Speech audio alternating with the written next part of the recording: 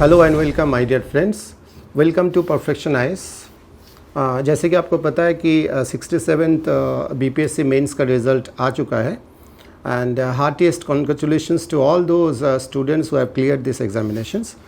अभी समय है आपके पास इंटरव्यू के प्रिपरेशंस के लिए। आप लोग इंटरव्यू या पर्सनालिटी टेस्ट के लिए जो प्रिपरेशन है वो आपको अभी करना है। जिन लोगों का हो गया है ये मेंस का एग्ज़ाम, जो लोग पास कर चुके हैं, उन लोगों के लिए इंटरव्यू एक चैलेंज है। उस चैलेंज को आपको एक्सेप्ट करना है और उस चैलेंज को आपको पार भी करना है।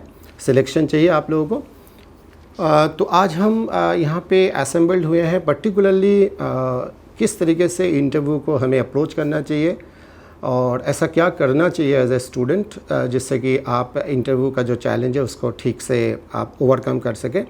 इस चैलेंज को आपको जीतना है और हम देखेंगे एक एक करके कि एज ए स्टूडेंट हमें क्या करना चाहिए।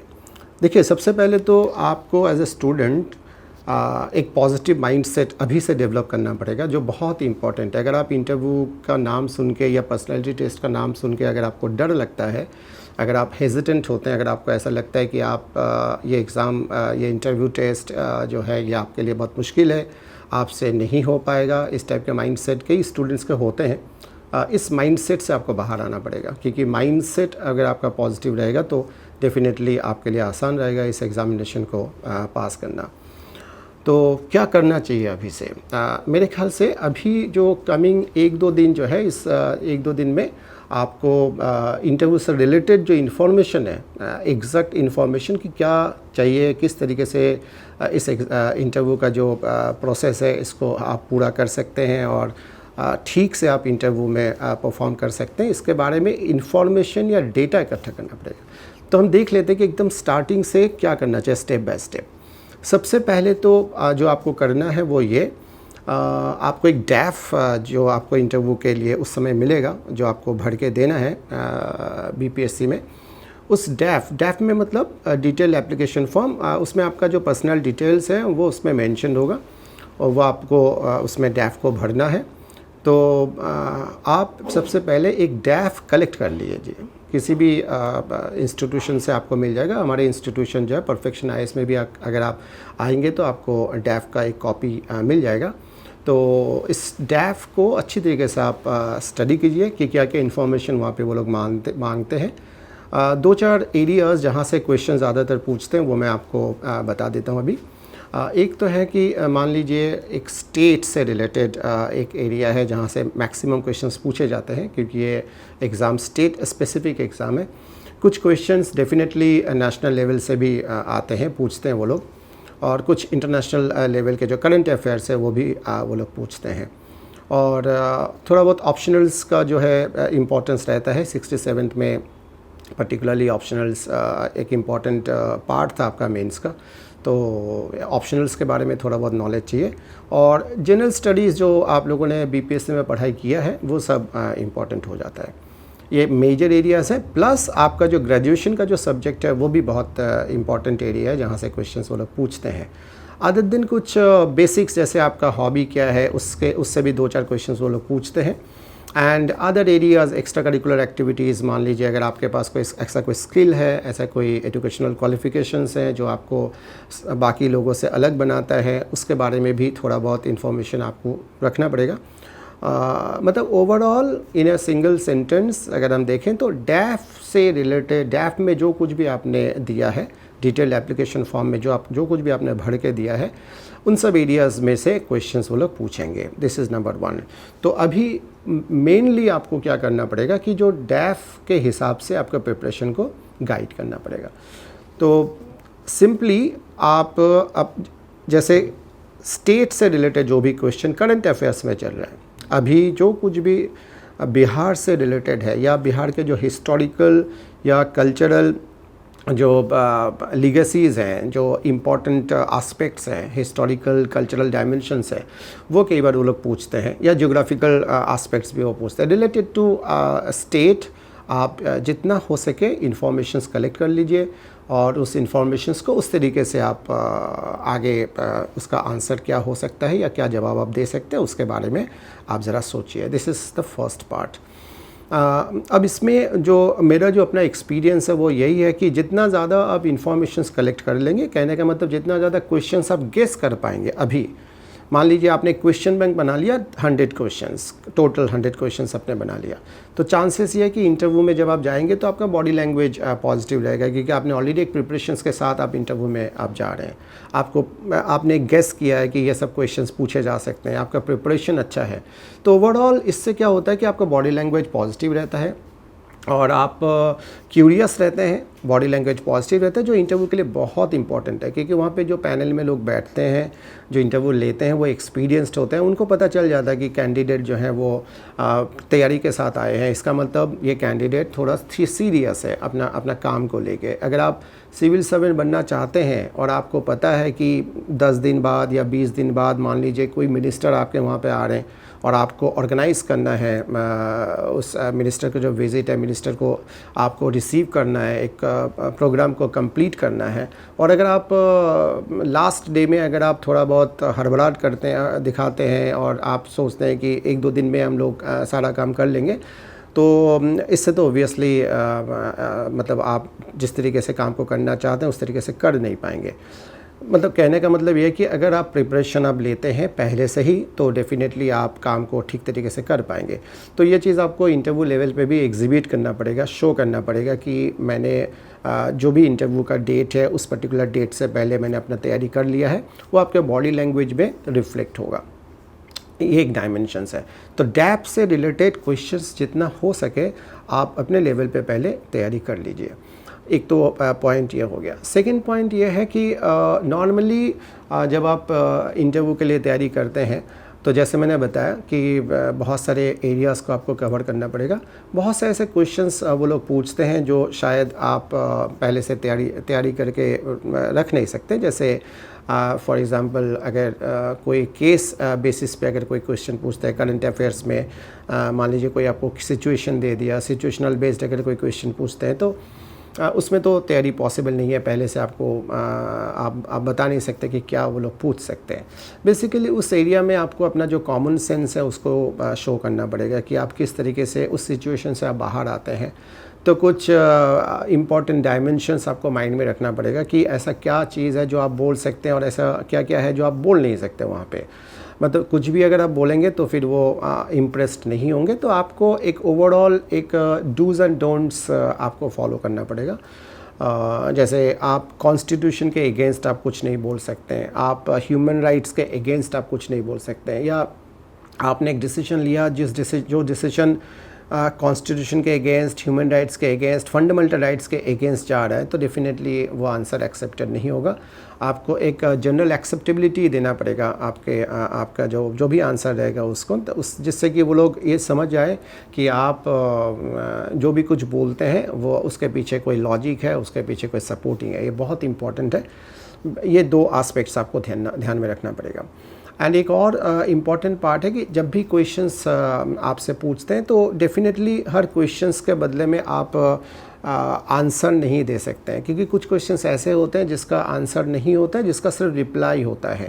तो जहाँ पे आंसर देना है वहाँ तो आपके पास या तो आप जानते हैं या नहीं तो नहीं जानते हैं, इन बिटवीन कुछ नहीं होता है। तो अगर आपको पता है तो आप कॉन्फिडेंटली बोलिए, अगर आपको नहीं पता है तो ऑब्वियसली आप सॉरी सर या सॉरी मैम बोल के आगे बढ़ सकते हैं। इसमें कोई प्रॉब्लम नहीं है।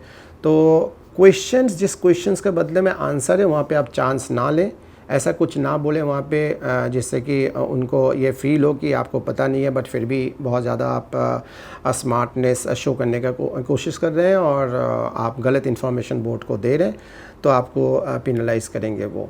लेकिन कुछ क्वेश्चंस ऐसे भी होते हैं जिसके अगेंस्ट हम लोग आंसर नहीं देते, रिप्लाई देते हैं।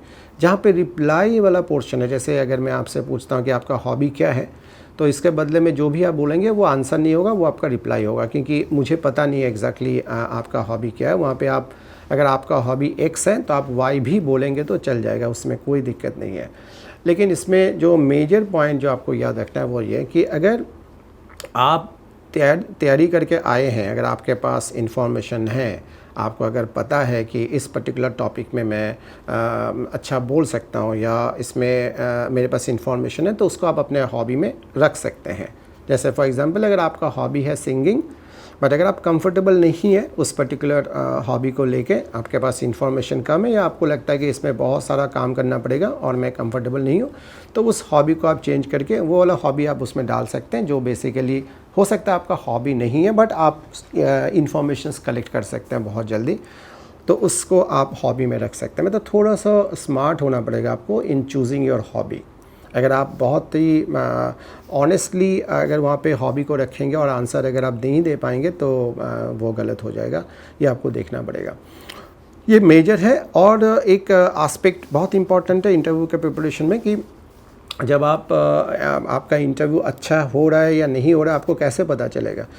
दो एस्पेक्ट्स हैं। एक तो यह है कि आप के पास जो भी इंफॉर्मेशन है उसको आप इस तरीके से उनको बताएं कि उनको अच्छा लगे। मतलब इंफॉर्मेशन को आप बहुत ही कंसाइज फॉर्म में, प्रिसाइज फॉर्म में प्रेजेंट करें, क्योंकि जो लोग इंटरव्यू लेते हैं उनके पास टाइम होता नहीं है, क्योंकि ये जो कम्युनिकेशन का एक पार्ट है। जब हम किसी के साथ कम्युनिकेट करते हैं तो जिनके साथ कम्युनिकेट कर रहे हैं उनका जो टाइम है वो उसको माइंड में रख के कम्युनिकेट करना चाहिए कि उनके पास टाइम नहीं है। बहुत ही ब्रीफली आपको आंसर देना पड़ेगा, बहुत ज़्यादा एक्सेसिव आप वर्ड्स यूज़ नहीं कर सकते हैं, नंबर 1। एंड नंबर 2, जब आप प्रेजेंट करते हैं आंसर को तो presentation of the answer is very important. मान लीजिए अगर सही आंसर दे रहे हैं बट प्रेजेंटेशन अगर आपका गलत है तो कम्युनिकेशन में वो नेगेटिव हो जाता है, क्योंकि उनको अच्छा नहीं लगता है। सही बात अगर गलत तरीके से रखा जाए या गलत जगह पे रखा जाए तो वो आपका जो चांसेस है, प्रॉस्पेक्ट है इंटरव्यू क्लियर करने का, वो बहुत ही कम हो जाएगा। इसीलिए जो आप, कई बार ऐसा भी होता है कि आपके पास इंफॉर्मेशन कम है बट आपका प्रेजेंटेशन इतना अच्छा है, आप इस तरीके से उस चीज़ को उनको बताते हैं कि उनको अच्छा लगता है कि कैंडिडेट इज़ ऑनेस्ट और कैंडिडेट को पता है कि इस तरीके से चीज़ों को रखा जाता है। ये आपको ध्यान में रखना पड़ेगा। बॉडी लैंग्वेज, जैसे कई बार कई स्टूडेंट्स का क्वेश्चंस रहता है कि बॉडी लैंग्वेज कैसा होना चाहिए। मेरा ये मानना है कि बॉडी लैंग्वेज डिपेंड करता है कि आपका प्रिपरेशन कितना अच्छा है। अगर आप वेल प्रिपेयर्ड है, इंटरव्यू को लेकर आप सीरियस हैं और जो भी आपने डैप में दिया है उसमें अगर आपका होल्ड है, अगर आपने पहले से ही 100-200 क्वेश्चंस आपने बना लिया है और आपकी तैयारी ठीक है, तो डेफिनेटली आपका बॉडी लैंग्वेज अच्छा ही होगा, पॉजिटिव ही होगा। लेकिन अगर आपके पास इंफॉर्मेशन नहीं है, अगर आपके पास डेटा नहीं है, आपको ये नहीं पता कि डैप में से बेसिक्स क्या क्या क्वेश्चन वो लोग पूछ सकते हैं, अगर तैयारी में कमी है तो डेफिनेटली आपका बॉडी लैंग्वेज नेगेटिव होगा, क्योंकि वहाँ पे 5 सीनियर्स बैठेंगे, ब्यूरोक्रेट्स बैठेंगे, आप उनके क्वेश्चंस को ठीक से हैंडल नहीं कर पाएंगे। एक ये डायमेंशन है बॉडी लैंग्वेज का। एक और एस्पेक्ट्स है इंटरव्यू में जिसका हम बोलते हैं स्ट्रेस मैनेजमेंट, क्योंकि आप सिविल सर्वेंट बनेंगे तो ऑब्वियसली अंडर स्ट्रेस आपको काम करना पड़ेगा। सुबह से लेकर शाम तक बहुत सारे डिसीजंस आपको लेना है। कई बार सिविल सर्वेंट्स को डिफरेंट फ़ोन कॉल्स अटेंड करना पड़ता है। किसी मिनिस्टर का कॉल आ सकता है, आपको हो सकता है आपको ये वो बोले कि ये फ़ाइल आपको निकालना है आज ही। तो एक स्ट्रेसफुल सिचुएशन में हम लोग नॉर्मली काम करते हैं ब्यूरोक्रेसी में। तो इंटरव्यू में भी ये चीज़ वो लोग देखते हैं कि आपके अंदर ये क्वालिटी है या नहीं, कि अंडर प्रेशर जब आपके ऊपर अगर स्ट्रेस डाला जाए तो आप किस तरीके से उसको हैंडल करेंगे। तो डेफिनेटली आपका जो भी 15-20 मिनट का इंटरव्यू होगा वहाँ पे एक्चुअल इंटरव्यू बीपीएससी में, उसमें 2-4 मिनट वो लोग जानबूझ के ऐसा सिचुएशन क्रिएट करेंगे जहाँ पर आप स्ट्रेस में आ जाएंगे। ये वो लोग डेलिबरेटली करते हैं। हो सकता है एकदम स्टार्टिंग में करें, बीच में करें, एकदम एंड में करें, वो उनके ऊपर है, बट वो लोग डेफिनेटली ऐसा करेंगे। तो इस स्ट्रेसफुल सिचुएशन से बाहर आने का जो अप्रोच है इसको आप ठीक से समझ लीजिए। नंबर 1, स्ट्रेसफुल सिचुएशन में आप अपने आप को कितना कूल रख पा रहे हैं, that is the main thing. तो वो लोग ये देखेंगे कि ऐसा तो नहीं है कि अंडर स्ट्रेस में आपके मुंह से ऐसा कुछ निकल गया जो आपको नहीं बोलना चाहिए, या आप घबरा गए। अगर आपके मुंह से ऐसा कुछ निकल गया, ऐसा कोई शब्द आपने बोल दिया वहाँ पे जो ठीक नहीं है, इसका मतलब आप डिसीशंस भी ठीक नहीं ले पाएंगे। या अगर मान लीजिए आप डिसीशंस लेने के लिए जो एक कूल काम माइंड होना चाहिए वो आपके अंदर आपके पास नहीं है, स्ट्रेसफुल सिचुएशन में आप घबरा गए, तब भी आप डिसीशंस ठीक से नहीं ले सकते। तो ऐसे सिचुएशन में मेनली जो सजेशन ये रहता है कि आप कूल काम तरीके से जो भी आपका पॉइंट ऑफ व्यू है उसको आप अपने उनके सामने रखिए। और कई बार वो लोग आपको प्रोवोक करेंगे, वो आपको उकसाएंगे कि और कुछ आप बोलें और कुछ आप उनको बताएं। ये एक ट्रैप होता है, इस ट्रैप में आपको आना नहीं है। आप अपना पॉइंट ऑफ व्यू रख सकते हैं एंड वेरी पोलाइटली आप इस काम को करना पड़ेगा और आपको समझना पड़ेगा कि ये स्ट्रेसफुल सिचुएशन उन लोगों ने क्रिएट किया है, स्ट्रेस मैनेजमेंट का पार्ट है, तो डेफिनेटली उसको उस हिसाब से आपको हैंडल करना है। एक और अप्रोच मैं आपको बता सकता हूँ, बट आप बताना थोड़ा सा इजी है बट करना थोड़ा डिफ़िकल्ट है। अगर आप कर पाएंगे तो बहुत अच्छा रहेगा। नॉर्मली जो स्ट्रेस होता है, स्ट्रेस का जो एंटीडोट है, इसका जो मेडिसिन है वो है ह्यूमर। मतलब थोड़ा बहुत जब कोई इंसान ह्यूमरस रहता है, मतलब चेहरे पे अगर खुशी है या मान लिया स्माइल है, तो इसका मतलब स्ट्रेस आपके ऊपर हावी नहीं है, स्ट्रेस में आप नहीं है। तो अगर इंटरव्यू के दौरान अगर आप ऐसा कुछ कर पा रहे हैं जिससे कि उनको ये लगे कि आप एक हैप्पी मूड में है despite being in a stressful situation, तो बहुत ही अच्छा रहेगा। ये एक्चुअली प्रैक्टिस के ऊपर डिपेंड करेगा, आप कितना प्रैक्टिस कर रहे हैं, कितना मॉक आप इससे एक्चुअल इंटरव्यू से पहले आपने दिया है, उसके ऊपर डिपेंड करेगा। तो एक डायमेंशंस है। और मेनली करंट अफेयर्स एक मेजर पार्ट है, क्योंकि करंट अफेयर्स में से जब क्वेश्चंस पूछे जाते हैं और अगर आप नहीं बता पा रहे, इसका मतलब सिविल सर्वेंट बनने के लिए जो एक मिनिमम क्वालिफ़िकेशन जिसको हम बोलते हैं, मिनिमम क्वालिटी जिसको हम बोलते हैं कि आप कनेक्टेड नहीं है क्या हो रहा है आपके चारों तरफ, वो शो करता है। तो अगर आपको अच्छा मार्क्स चाहिए इंटरव्यू में, तो डेफिनेटली आपको करंट अफेयर्स में अच्छा होना पड़ेगा और आपको उनको बताना पड़ेगा कि I am good at current affairs, जिससे कि उनको ये लगे कि आप सिविल सर्वेंट बनने के लिए तैयार है ऑलरेडी, और डेफिनेटली आपको अच्छा मार्क्स मिलेगा। कई बार ऐसा होता है कि इंटरव्यू में आपसे ग्रेजुएशन के जो सब्जेक्ट्स है या स्कूल कॉलेज में जो कुछ भी आपने पढ़ा है उसमें से भी क्वेश्चंस पूछ सकते हैं। देखिए, इसमें नॉर्मली वो लोग बेसिक्स पूछेंगे, अगर पूछेंगे तो बहुत ज़्यादा डिटेल में वो लोग नहीं पूछते हैं क्वेश्चन। वो लोग एक्सपेक्ट करते हैं कि बेसिक्स आपको पता है और बेसिक्स पे ध्यान देना पड़ेगा। तो अभी जितने भी टाइम आप लोगों को मिलेंगे, एक्चुअल इंटरव्यू डेट और आज से लेके जो भी टाइम पीरियड है, इसमें आप अपना बेसिक्स आप थोड़ा सा देख लीजिए। मान लीजिए अगर आप ज्योग्राफी के स्टूडेंट्स हैं, तो जो भी कॉलेज में या स्कूल में आपने ज्योग्राफी से रिलेटेड जो बेसिक्स है उसको थोड़ा सा ठीक से स्टडी कर लीजिए। जस्ट बेसिक्स क्या है और किस तरीके से इट फंक्शंस, यही सब आपको देखना है, बहुत डिटेल में नहीं जाना है। तो जैसे अगर आप इसको कैटेगराइज करें तो एक तो आपका हॉबी एरिया हो गया जिसके बारे में मैंने आपको बताया, और दूसरा हो गया आपका ग्रेजुएशन सब्जेक्ट, तीसरा हो गया आपका जो करंट अफेयर्स है, फोर्थ आपका जो स्टेट से रिलेटेड है, और करंट अफेयर्स में आपका नेशनल इंटरनेशनल इवेंट्स भी आ जाता है। ओवरऑल यही है आपका इंटरव्यू का जो बेसिक्स, जिसमें से क्वेश्चंस वो लोग पूछते हैं।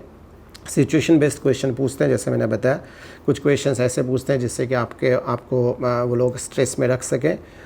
यही सब होता है नॉर्मली। तो आप क्वेश्चंस कलेक्ट कर लीजिए जितना हो सके आप अपना डेप्थ से, और जितना ज़्यादा हो सके मॉक इंटरव्यूज़ में आप आइए और मॉक इंटरव्यूज़ के जो फीडबैक है उसके ऊपर आप काम करें। तो फर्स्ट मॉक इंटरव्यू जितना जल्दी आप ले लेंगे उतना ही अच्छा है, क्योंकि फ़र्स्ट मॉक से आपको पता चल जाएगा कि आपका जो एरिया ऑफ इम्प्रूवमेंट है, कहाँ पे आपको इम्प्रूव करना है, कौन कौन से ऐसे एरियाज़ है जहाँ पे काम करना पड़ेगा आपको। ये फर्स्ट मॉक इंटरव्यू में आपको पता चल जाएगा। उसके बाद 2-4 दिन का गैप आपको रखना पड़ेगा सेकंड मॉक के लिए, सो दैट कि फर्स्ट मॉक के जो फीडबैक है उसके ऊपर आप काम कर सकें और सेकंड मॉक में आने के बाद आप इम्प्रूव्ड परफॉर्मेंस वहाँ पे दें। तो 2-3 मॉक तो मिनिमम आपको देना ही है। ये एक तरीके से आप मैंडेटरी कह सकते हैं, एक्चुअल इंटरव्यू से पहले एटलीस्ट 3 मॉक आपको देना ही चाहिए। और एक और चीज़ है कि बहुत ज़्यादा मतलब अलग अलग जगह पे इंटरव्यू मॉक देने का बहुत ज़्यादा फ़ायदा नहीं होता, क्योंकि अलग अलग लोगों का अलग अलग ऑब्जर्वेशन रहता है, फीडबैक भी डिफरेंट हो सकता है, तो इससे आप कंफ्यूज्ड भी हो सकते हैं। कोई एक इंस्टीट्यूट को आप फॉलो करें जहाँ पे आपको क्वालिटी मॉक इंटरव्यू देने का बेनिफिट मिल सकता है। ऐसा कोई सिचुएशन आप इंस्टीट्यूट आप देख लीजिए जिससे कि आपको आपका जो परफॉर्मेंस है वो प्रॉपरली असेस हो पाए, इवैल्यूएट हो पाए। एक ये डायमेंशंस है।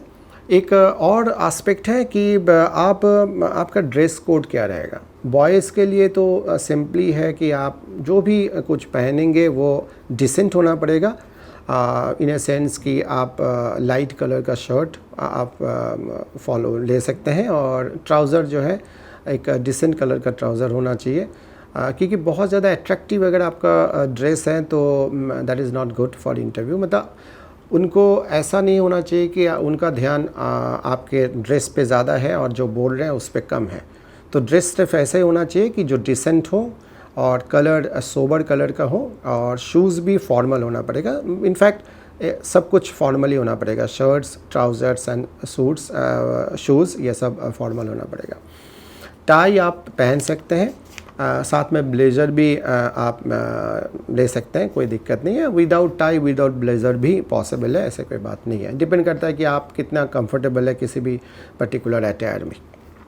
For girls normal salwar suit हो सकता है या sari, which ever is comfortable आप फॉलो कर सकते हैं। अगेन सोबर कलर होना चाहिए, बहुत ज़्यादा गॉडी नहीं होना चाहिए, बहुत ज़्यादा मतलब फॉर्मल ड्रेस में आपको जाना है।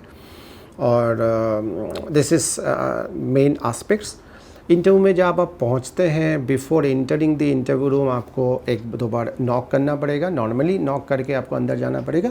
अंदर जाने के बाद फिर आप good morning sir, good morning ma'am आपको बोलना है, डिपेंडिंग अपन कि चेयरमैन कौन है। अगर चेयरमैन कोई लेडी है, लेडी मेंबर है, तो definitely good morning ma'am, and then बाकी जो मेंबर्स हैं उनको गुड मॉर्निंग सर बोल के आपको वेट करना पड़ेगा जहाँ पे आपका जो चेयर है उसके पास। फिर वो लोग जैसे आपको परमिशन देंगे बैठने के लिए तब जाके आप बैठिएगा। वाइल सीटिंग आपको देखना पड़ेगा कि आवाज़ नहीं होना चाहिए। ऐसा नहीं कि चेयर हिल रहा है, आपने नॉइज़ क्रिएट किया बैठने के टाइम, वो नहीं होना चाहिए। बैठने का जो है कि आप कंफर्टेबल होके बैठिएगा, एकदम साइड में पोस्चर या मान लीजिए एकदम आगे के तरफ बैठना। पूरा जो चेयर का जो स्पेस है उसको आप ऑक्यूपाई करके ठीक जितना टाइम आप ले सकते हैं उतना टाइम आपको लेना चाहिए बैठने के टाइम। और फिर आपको उनके तरफ देखना है, बोर्ड चेयरमैन के तरफ, क्योंकि चेयरमैन के तरफ से पहला क्वेश्चन आएगा। जो भी क्वेश्चन आपसे पूछे जाएंगे याद रखिएगा कि वो पोलाइटली आपको आंसर देना है।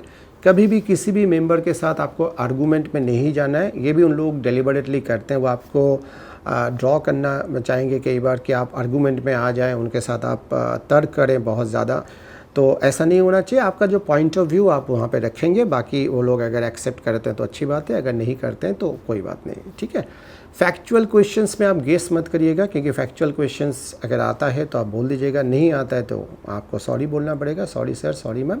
जब आप सॉरी सर या सॉरी मैम बोलते हैं तो उस समय आपको ये बोलना पड़ेगा नॉर्मली कि sorry sir, I do not have knowledge on this topic, I will definitely go back and learn about it. ऐसे आप बोल सकते हैं कि सो दैट उनको लगे कि आप आप लर्निंग एटीट्यूड है और आप सीखना चाहते हैं अभी भी। और बाकी ठीक है, आप 20-25 मिनट का इंटरव्यू हो सकता है, कई बार 15 मिनट भी हो सकता है, वो आपका ड्यूरेशन रहेगा। डिपेंड करेगा कि बोर्ड मेंबर किस टाइप से मतलब कितना हैप्पी है आपके इंटरव्यू से, उस तरीके से वो लोग लेंथ ऑफ इंटरव्यू डिटरमाइन करते हैं। और जैसे ही इंटरव्यू कंप्लीट होगा उसके बाद आपको थैंक यू बोलना पड़ेगा। बोर्ड मेंबर्स सभी को थैंक यू बोलना पड़ेगा, अलग अलग बोलने का ज़रूरत नहीं है। थैंक यू सर बोल के आप सबके तरफ आप देख सकते हैं। एंड और जब आपका एग्ज़िट जब आप करेंगे उस समय भी देखना पड़ेगा कि दरवाज़ा जो है जब बंद करने के टाइम कि कोई नॉइज़ ना हो, ये आपको ध्यान में रखना पड़ेगा। और during the course of interview अगर कोई भी चीज़ अगर आप मान लीजिए आपने गलत बोल दिया है और 1 मिनट बाद आपको उसी समय अगर आपको याद आ जाता है कि मैंने गलत बोला है, तो आप बोर्ड मेंबर के सामने आप इस चीज़ को एक्सप्लेन भी कर सकते, बोल भी सकते हैं कि sir I want to correct myself, मैंने इस जगह पे गलत इन्फॉर्मेशन दिया था, अभी मुझे याद आ गया है, तो ये है एक्चुअल इन्फॉर्मेशन। तो इससे क्या होता है कि आप उनको ऐसा फील होता है कि आप अगर गलती करते हैं तो उसको मान भी लेते हैं और करेक्ट भी करना चाहते हैं। That is a good sign. Overall interview का जो माहौल होता है बहुत ही कोर्डियल माहौल होता है। वो लोग बहुत ज़्यादा ऐसा क्वेश्चंस नहीं पूछते हैं जिससे कि आपको थोड़ा सा वो हो जाए, आपको ऐसा लगे कि आप आंसर नहीं दे पाएंगे तो क्या हो जाएगा। बहुत ही नॉर्मल एक एटमॉस्फेयर रहता है, अच्छा एटमॉस्फेयर रहता है, आपको अच्छा लगेगा। I wish you best of luck for your preparation. First आप अच्छी तरीके से प्रिपरेशन करिए और हमारे तरफ से अगर कोई भी सपोर्ट चाहिए तो हम हमेशा आप लोगों के लिए हैं। And thank you very much.